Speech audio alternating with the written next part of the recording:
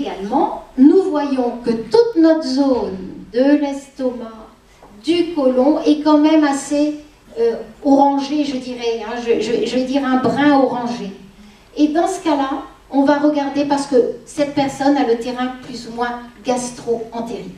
C'est-à-dire qu'en plus, avec le stress, elle va tout prendre au niveau abdominal, au niveau stress. Ça peut être des aigreurs, ça peut être voilà, un reflux, ça peut être vraiment des crampes. Et puis le côlon, alternance, constipation, diarrhée, etc. On va vraiment aller revisiter toute cette zone et ce fameux terrain. Et en fait, c'est presque assez logique, je dirais. Gastro, émotion, le ventre, le deuxième cerveau. Donc c'est pour ça que la lecture irienne et je dirais a peut-être ce côté un peu magique, mais c'est vrai que c'est très intéressant d'apporter des réponses par rapport à des signes, à des mots récurrents que la personne a et se demande pourquoi, ça fait des années, elle ne comprend pas, elle est ballonnée, elle a, à chaque fois qu'elle fait un bon repas, ouf, c'est comme ça, ou alors on lui a annoncé quelque chose, ou sa fille divorce, boum, c'est comme ça, etc. Donc il y a vraiment une correspondance qui va se relier à toute cette partie-là. Donc là, on va pouvoir apporter de l'amélioration. Alors de l'amélioration, c'est quoi? Aujourd'hui, on a une grande chance. Pourquoi? Parce qu'on communique beaucoup plus. Alors évidemment, il y a peut-être des excès, mais il y a aussi du bon. Autrefois, on ne communiquait pas, on se taisait, et puis c'était comme ça. Ah ben t'es comme ça, eh ben écoute, ton père était comme ça, et puis point barre. Et là, aujourd'hui, on a cette grande chance, on a en plus des salons qui s'ouvrent, on a des techniques qui vraiment sont réellement d'ouverture. Donc quand on a fait un bilan vraiment du terrain, tout s'ouvre. Ça peut être, bah tiens, faites donc une réflexologie plantaire. Pourquoi? Parce qu'au niveau du côlon, ça va vous apporter de l'amélioration. Ça va relancer votre transit si vraiment il y a beaucoup de constipation. Ensuite, vous allez avoir vraiment quelqu'un qui a un gros terrain, on le verra après, de déprime, de dépression. On va peut-être être vraiment dans ce qu'on appelle des choses plutôt lourdes, plutôt un terrain vraiment dépressif mais familial.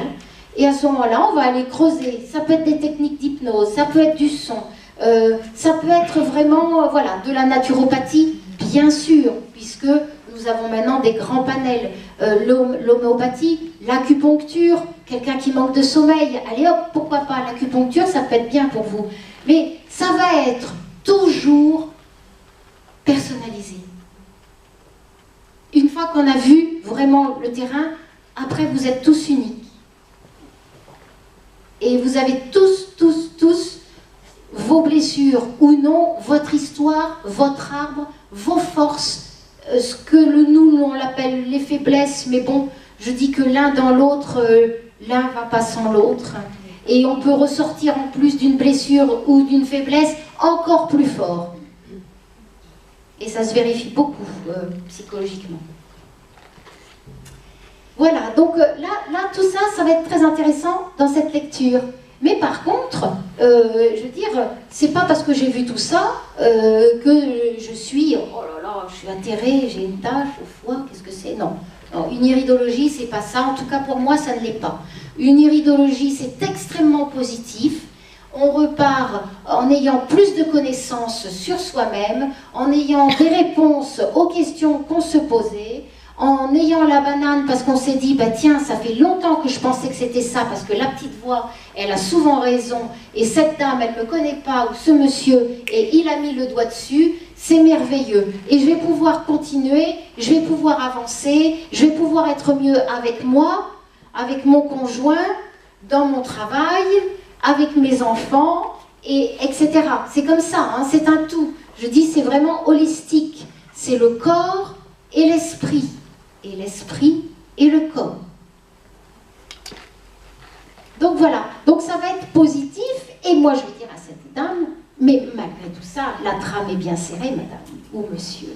C'est merveilleux parce qu'à la base quand même, vous avez une belle nature, une nature qui est faite pour lutter vraiment réellement, un bon fond, etc. on va voir ce qu'on peut améliorer, mais je veux dire, voilà. Donc c'est pour ça qu'une iridologie, il faut toujours qu'elle soit, j'aime pas trop le il faut, mais c'est vraiment dans ce sens-là qu'en tout cas, moi je conçois l'iridologie.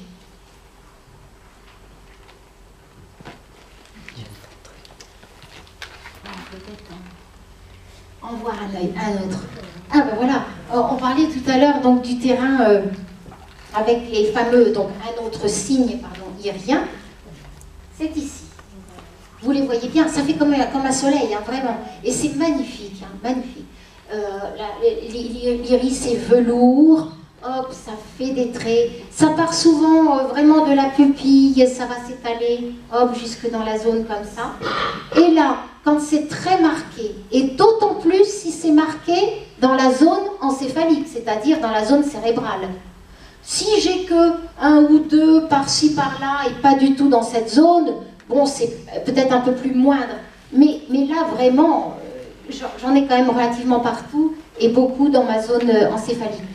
La personne a beaucoup de déprime, voilà, et elle a quand même un terrain, voilà, c'est tout, un terrain, une hérédité, un terrain où elle aura plus de coups de blues que d'autres, ça peut aller jusqu'à la dépression, mais voilà, ça c'est un signe qui va justement nous mettre en alerte et dire, ben voilà, là, ça serait bien pour vous d'avoir des techniques peut-être de sophro, pourquoi pas, d'aller chercher, d'aller vraiment vous apaiser, avoir des techniques douces qui vont vraiment vous aider à redresser ce terrain.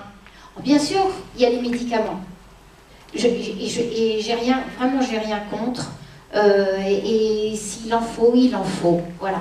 Mais au-delà du médicament, je pense qu'il y a aussi des solutions qui peuvent être mises en amont ou alors conjointement, mais je pense que ça mérite une ouverture. Une ouverture, voilà. Donc là, vraiment, on le voit bien. En plus, c'est doublé, vous voyez, du terrain, comme on avait dit, un peu spasmodique, parce qu'on retrouve quand même tout autour nos anneaux concentriques. Hein. Donc aussi une personne qui certainement a quand même du stress et voilà, elle a peut-être du mal à gérer l'agression extérieure. Voilà, c'est un organisme auquel il va falloir être très attentif, avoir une belle écoute et aller à son écoute. Et qu'elle puisse, pour se sortir vraiment de ça, comprendre comment elle fonctionne, comprendre qu'il y a probablement de l'hérédité et comment elle peut améliorer.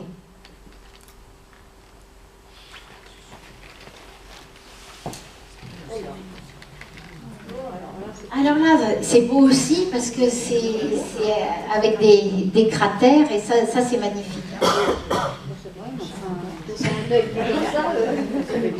Voilà, déjà, c'est vrai qu'on est quand même plus en trame 4 qu'en trame 1. Bon, je vous l'accorde. Mais, bon, au-delà, effectivement, et ça, c'est un système qu'il va falloir vraiment cajoler. Hein. Ça se voit pas à l'œil nu quand même. Oui, c'est ce que j'allais te demander. Non, pas tant que ça. Voilà. Pas tant que ça. On le voit quand même à l'œil nu? Non. Moi, à l'œil nu, il faut vraiment que je m'approche quand même. Non, j'ai quand même besoin de ma loupe. Je veux dire... J'ai des exemples, mais il faut quand même la loupe. Et c'est très beau. Ça fait un iris presque en marguerite. Ça fait un iris vraiment presque en marguerite. Et là, les cratères sont quand même particulièrement profonds. Donc, on a le système, on va dire le système immunitaire. On va parler du système immunitaire qui va être quand même plus en souffrance et plus fragilisé que quelqu'un d'autre. Voilà. Même au niveau hormonal, glandulaire, etc., on va vraiment s'atteler à un beau redressement, bien drainer son organisme, vraiment. Alors là, d'un point de vue de conseils hygiéno-diétético, là on va être à fond là-dedans pour bien redresser, vraiment bien redresser. Et pour l'aider à se sentir mieux. Oui. Donc un œil comme ça, est-ce que ça veut dire qu'il faut qu'on ait des techniques en place. Oui. Est-ce que les formes ça change? Alors, non. On aura toujours cette trame avec les critères comme ça, les ogives. De même que, bon, il y a quelques iridologues disent oh, une ogive, c'est-à-dire un cratère qui va s'ouvrir, l'autre qui va se refermer, etc. Pour ma part, non, j'ai jamais constaté ça. Par contre, ce que j'ai pu constater, c'est une amélioration de la couleur. C'est-à-dire que si je reviens sur un iris comme tout à l'heure, un peu bileux, un petit peu avec une collerette un peu jaune-orangé, mais qui est un œil plutôt vert. Si par exemple, on lui enlève la vésicule biliaire, parce que bien souvent, ces personnes-là, bah, elles arrivent un peu à ça. Eh bien, si après, cette personne met vraiment en place une hygiène de vie, n'est pas stressée, fait de la méditation, va avoir recours à vraiment une alimentation super saine, va éviter charcuterie, va éviter les pâtes feuilletées, va éviter les gâteaux trop gras, etc. Qu'elle va être vraiment stricte dans son alimentation, qu'elle va être bien avec elle-même, faire de la médite et tout ça. Moi, j'ai pu observer que l'œil devenait plus vert, sa coloration de base, c'est-à-dire sa coloration claire, ça s'éclaircit. La zone un petit peu jaune-orangé le sera un peu moins. Voilà, ça, je peux. Et alors, j'étais pas si mécontente parce qu'il y a quelques temps de ça, j'ai vu une vidéo d'un irido sur Marseille, là, Julien Allaire, et qui demandait justement si certains iridologues avaient constaté ça, parce que lui-même avait pu constater que sur une étude, voilà, si on se mettait à faire une étude comme ça, l'œil s'éclaircissait un petit peu dès lors qu'on avait mis en place des protocoles vraiment bien, voilà. Et surtout l'absence de stress, se sentir bien aussi, parce que le stress a tendance vraiment à beaucoup acidifier l'organisme. Ça, on n'en parle pas assez, mais c'est vraiment hallucinant. Beaucoup, le stress. Et bien sûr, l'alimentation, dès lors qu'elle est basée sur des aliments trop acides.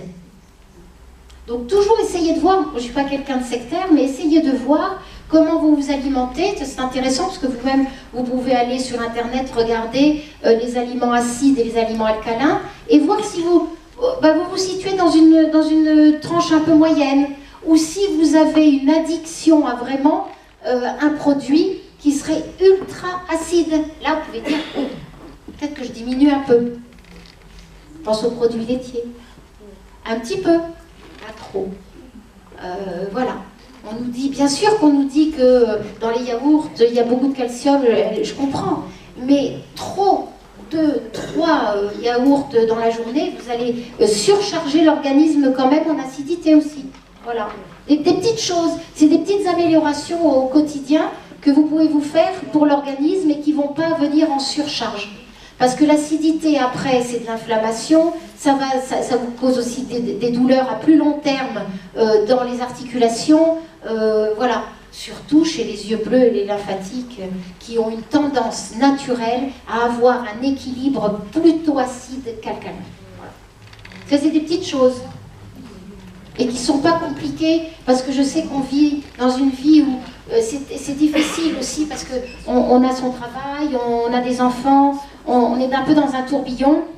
Donc il faut que tout vous parle, il faut beaucoup vous écouter aussi, parce que je pense qu'on a un bon instinct, et essayer de mettre petit à petit des petites choses en place. Ça commence avec le caddie, dire bah tiens, oui, ça j'ai bien envie de ça, ou alors les fruits, ah oui mais j'ai la flemme de les éplucher. Et ben en fait c'est un peu dommage. Une petite salade de fruits, même si vous en faites pour 2 jours, après vous la filmez bien, mais reprenez le temps. Là c'est la saison des soupes. Je parle de ça parce que le potimarron avec de la châtaigne dedans, c'est extraordinaire. Reprenez ce goût de vous alimenter en fonction de ce qu'il y a en ce moment au niveau des saisons. C'est merveilleux. Vous allez vous emporter super bien. Voilà. Donc voilà, la fraise un peu plus de saison, pas trop la fraise du mois de février. Et c'est des petites choses, mais qui sont simples. Et surtout, conservez le fait de vous faire plaisir. Et de ne pas, ça c'est intéressant, mettons que vous soyez, bien sûr on veut toujours faire plaisir à l'autre, on veut, ou au cours d'un repas, on a été invité, etc. Mais faites aussi quand même, ayez un regard aussi sur vous, ne surchargez pas l'organisme, pas trop. On le sait quand on a fini finalement, mais on n'avait pas besoin de ce petit bout de fromage en plus. Parce que soit c'est le soir, on va se coucher avec, et alors là, on le stocke, c'est quand même plus acidifiant, surtout si c'est des pâtes un petit peu riches, un petit peu fermes. Mais c'est des petites choses qu'on peut mettre en place facilement. Des bons jus, voilà, les couleurs dans les aliments. Prenez du plaisir, prenez du plaisir. Et pareil, par exemple, si vous êtes un peu lymphatique, un peu les yeux clairs, etc., pimentez aussi votre alimentation, réchauffez votre organisme sur des systèmes immunitaires qui ont besoin un peu d'être réchauffés. Les yeux très très marrons, plutôt hématogènes, c'est déjà des sanguins, ils sont assez, etc. Mais le lymphatique, on réchauffe son organisme, on va le réchauffer. Et puis l'hématogène, on va lui dire, bah écoute, mange un petit peu plus de cru aussi, alterne un petit peu, fais des fruits, des légumes, voilà, apaise un peu ton feu. Voilà, c'est des petites choses, des petites clés, mais qui peuvent être facilement mises en place. Donc le soir, il vaut mieux manger des aliments alcalins. Alors, le soir, donc, vous surchargez déjà pas trop. Voilà. Moi, je dis le fromage plutôt au déjeuner. Oui, moi je sais pas si vous... Enfin, moi, personnellement, je trouve. C'est au petit déjeuner. Voilà, c'est mieux. Vous avez le temps de le digérer. Ça, c'est quand même mieux. Voilà. Alors, après, il y en a certains qui... Après, c'est comment on fonctionne. Vous savez qu'il y en a certains qui aiment bien sauter un petit repas. Mais pourquoi pas? Ça fait comme un petit jeûne. Mais attention de ne pas, du coup, arriver crever de faim parce qu'on a sauté le repas. Alors là aussi, il y a aussi autre chose qui est assez intéressant en irido. C'est la pupille. Donc, on regarde aussi la pupille. La pupille, elle se dilate et elle se contracte aussi à la lumière, tout à fait. Voilà. Mais quelquefois, elle peut rester dilatée. On peut avoir une indication de substance médicamenteuse par ce qu'on appelle une mydriase. Là, par exemple, voilà, là j'en ai une, très jolie à voir. Très très beau, une mydriase. Donc, je me dis, bon, je peux interroger la personne, est-ce qu'il y a en ce moment des médicaments, des substances, etc. Et puis, dans une double lecture émotionnelle, dont je n'aurai peut-être pas le temps de vous parler beaucoup aujourd'hui, on peut aussi voir que quelqu'un qui a vraiment souvent la pupille dilatée, elle a cette empathie pour l'autre, elle a ce dynamisme, elle a cette envie, elle est à fond, elle va se mettre dans la peau de l'autre, elle va être envie de faire des projets, enthousiaste, vraiment enthousiaste. Et puis, oui, on le constate souvent. Voilà. Souvent, ça arrive même chez les enfants, ils ont souvent ça, parce qu'en fait, ils sont enthousiastes de base, il y a cet élan, je dirais. Voilà. Si vous le retrouvez donc chez l'adulte, au-delà de substances ou quoi que ce soit, il y a cette empathie. Oui, un peu. Moi, je l'ai plus, c'est par mon expérience, mais je l'ai bien constaté. Et puis, on a aussi en irido, donc, la pupille très rétrécie, qui va être toute petite, et qu'on appelle en iridologie un myosis. Voilà là, toute petite en haut, voilà, très rétrécie. Voilà, ça c'est aussi un signe auquel on va porter de l'attention. Oui, on va demander s'il n'y a pas des antécédents cardiovasculaires aussi, parce que ça peut, et ça peut après, on peut avoir justement un petit myosis. Ça va aussi dans une double lecture, m'indiquer une personne peut-être aussi un petit peu plus introvertie. Oui. Très intéressant, voilà. Et j'ai pas idée de l'heure, j'espère que ça va bien. C'est l'heure 28. Il est déjà 28, vous voyez, j'ai pas eu le temps de parler de l'émotion. Ça fera l'objet d'une prochaine fois. Et en tout cas, vous pouvez, tiens vas-y, peut-être on pouvait, j'ai également, je suis en tout cas au stand D42. Vous pouvez, si vous avez des questions, ou si vous voulez ma carte, etc. Moi je suis sur Sanary, donc je reçois à Sanary. Ici, je fais des petites découvertes, des petites irido-découvertes. Et j'ai créé également un jeu qui s'appelle l'oracle du troisième œil, à partir de toutes mes connaissances en iridologie, pour donner un message supplémentaire psychologique aux personnes qui viennent me consulter. Voilà, en tout cas je vous remercie beaucoup de votre intérêt